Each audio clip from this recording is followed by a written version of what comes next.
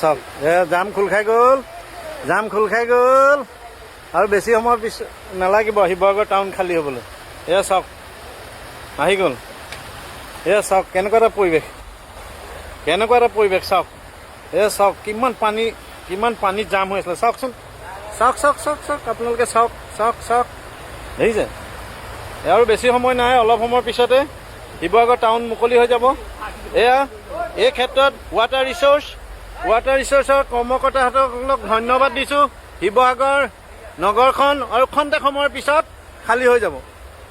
যি পানীৰ এয়া চাওক, মই চাই থাকোঁতে এই মাত্ৰ খোল খাই গ'ল। এয়া চাওক এটা ভাল লগা এটা দৃশ্য বৰ্তমান। এয়া চাওক কিমান স্পীডত ওলাই আহিলে। এয়া চাওক এটা ভাল লগা দৃশ্য চাওক। এই কালভাৰটোত জাম হৈ থকাৰ কাৰণে পানীখিনি শিৱসাগৰ নগৰত ৰৈ গৈছিলে। বৰ্তমান এটা ভাল লগা দৃশ্য চাওক, এনেকুৱা এটা পৰিৱেশ চাওক আপোনালোকে চাওক। এনেকুৱা এটা স্পীডত ওলাই আহিলে পানীখিনি। এয়া চাওক আৰু হয়তো 1-1.5 ঘণ্টাৰ পিছত শিৱসাগৰ টাউন মুকলি হৈ যাব। এয়া চাওক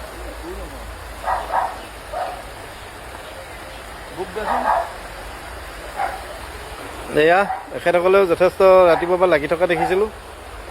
এইবোৰ দাদাহঁত, এয়া কৰ্মচাৰীসকল আছে। এয়া এজন কৰ্মচাৰী, এইকেইজনো আছে লগতে। এইসকলৰ চেষ্টাত আজি এই শিৱসাগৰ টাউনখন কৃত্ৰিম বানপানী মুক্ত হ'বলৈ গৈ আছে। সেইখিনি পঠিয়াই দিয়া মজা। এয়া চাওক গ'লগৈ। আৰু খুব এইটো স্থিতিত থাকিলে 1 ঘণ্টামানৰ ভিতৰত শিৱসাগৰ নগৰ কৃত্ৰিম বানপানী মুক্ত হ'ব। জয় অসম, জয় শিৱসাগৰ। ধন্যবাদ।